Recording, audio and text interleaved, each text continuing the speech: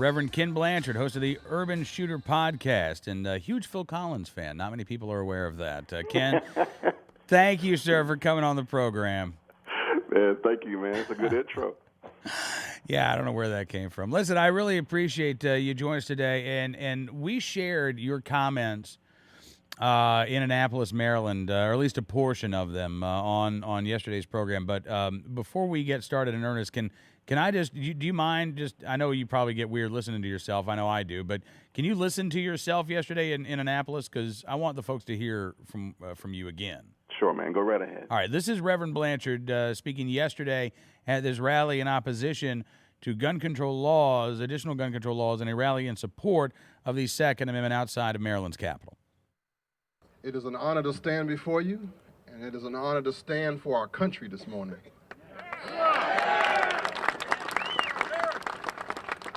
As a former Marine, I was hoping I'd hear that this morning, and a shepherd of a church, I stand before you to let you know that you were in the right place at the right time. Sometimes good people have to take off from their jobs, take away from their families to stand for something that's right. This is the right thing to be.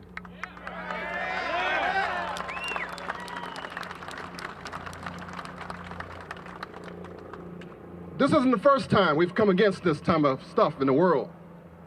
Sometimes it's because of the color of your skin. Sometimes it's because of where you're from. Sometimes it's just because you don't make enough money. This time it's because we decide to keep and bear arms. It has nothing to do with anything our founders started. They made a special effort to put in the Second Amendment so that we would be different from any place else in the world. Do not let that go down.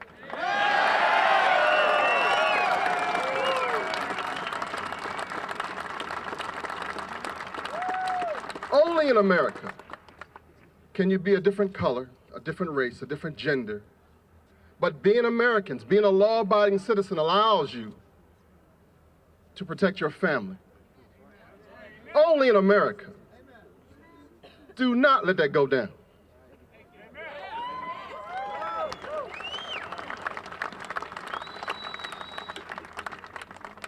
I'm a podcaster. I talk every week.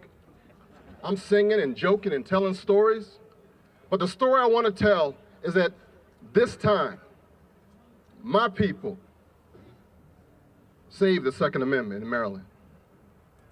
Amen. It's not about guns. It's about freedom.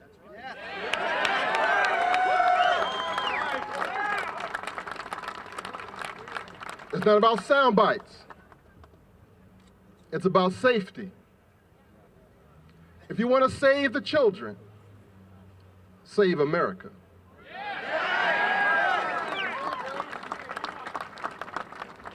You might not have walked with Martin Luther King. You might not have been in a whole bunch of struggle in the late 60s. But this is a civil rights issue as well. Stand today. Talk today. Don't stop what you're doing right now, because together we can, almost said it, can get to the promised land.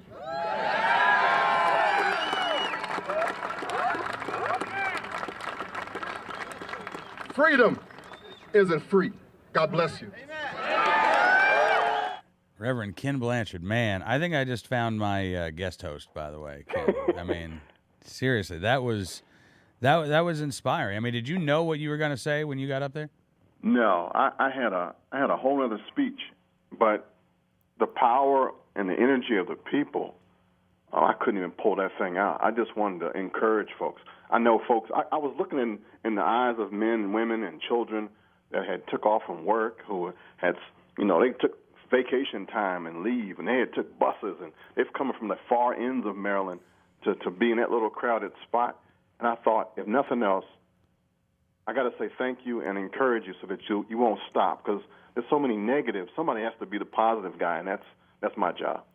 Well, listen, I think it was very positive, and I got to say that whole experience. How many people? And I know you're not a crowd counter by profession, but do you have any idea how many folks were out there yesterday? It had to be 4,000. Really? I have never seen Annapolis that packed. And if it wasn't for the talk about the president being there, right, and all the shutdowns of the road, I'm sure at least 500 people said the heck with it and turned around. You know, I would not be surprised, actually, if that were the case. When I was driving into work yesterday, I heard that the president was going to be in Annapolis and actually talking gun control, as a matter of fact. I understand it with Senate Democrats about a mile away from the Capitol. And, you know, for folks who've never been to Annapolis, as I pointed out, it's not an easy location to get to regardless. I mean, it's in a very historic part of the town. It's you know, the streets are narrow. Yes. There's not a lot of parking. And so for that many people to turn out, that is really incredible. Did you see a lot of gun control supporters there yesterday? No, there might have been 10, but they were mixed in with every other cause in the world that saw a camera, so they were putting up their placards too. Okay, all right. Now, did you have a chance to talk with any legislators? No, but I actually made a friend. I got to work on the back end.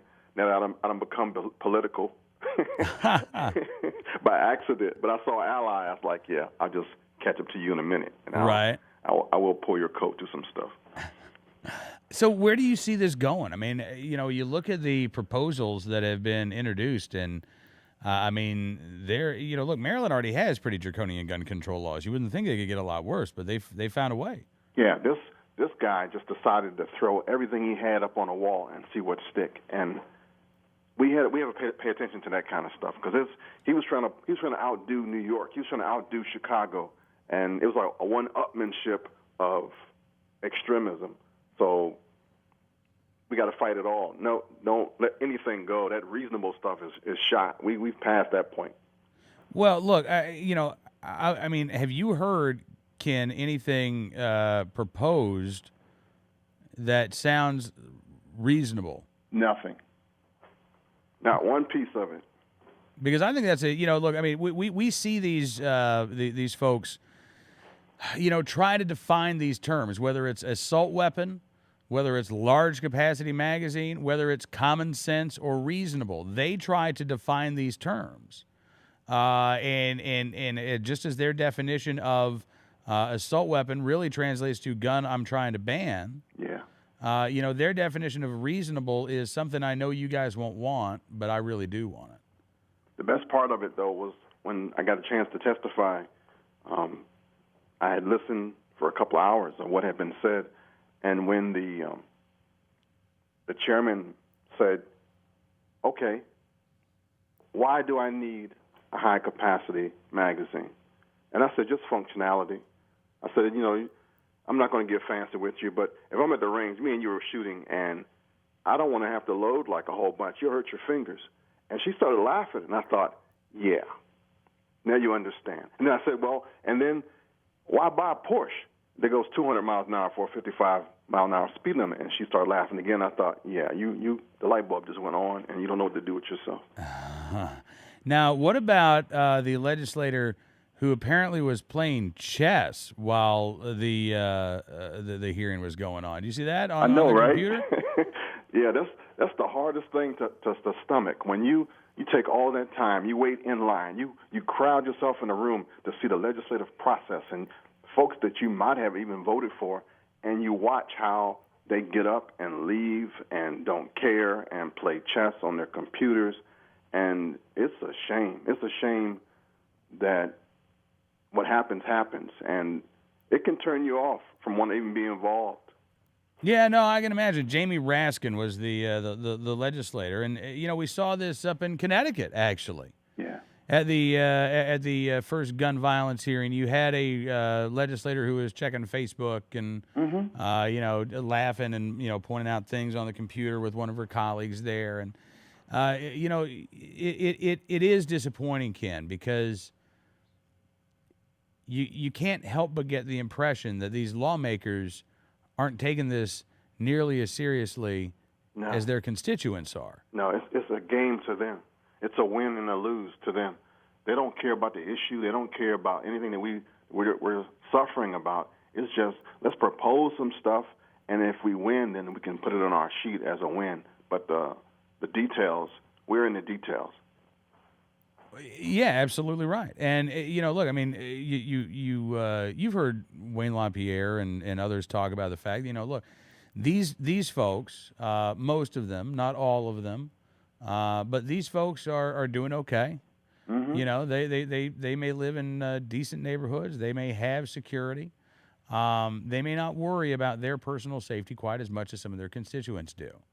And so maybe it's not as real to them. Maybe, they pass these laws, they're not impacted, at least directly. No. So they don't see the impact on the, I'm guessing, hundreds of thousands of Maryland residents who would be directly impacted by the passage of these gun laws, and not in a good way.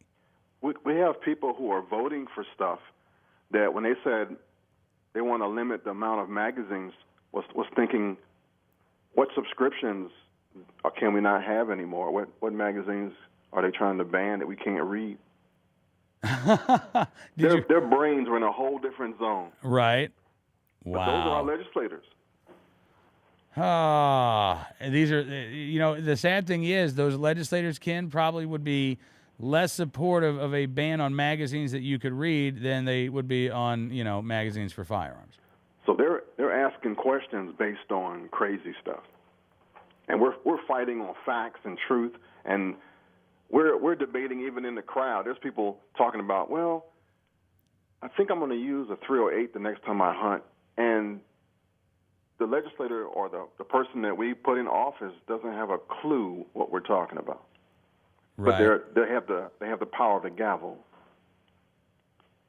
Talking with Reverend Kenn Blanchard, and Ken, how do you think yesterday went overall? Well, really, really well. It was the turnout messed them up. I mean, they were freaking out at the first hour, and folks kept coming. I was like, yeah. Well, that's fantastic to hear. And listen, Ken, I'm glad you could join us on the program, sir. Thank you again for everything you're doing. You are one of the most eloquent defenders and ambassadors of the Second Amendment that I know. Thank you, Cam, and thanks for letting me be on the show one more time. Hey, man, always. Let's get together soon, okay? You got it. All right, Reverend Kenn Blanchard join us here on Cam and Company.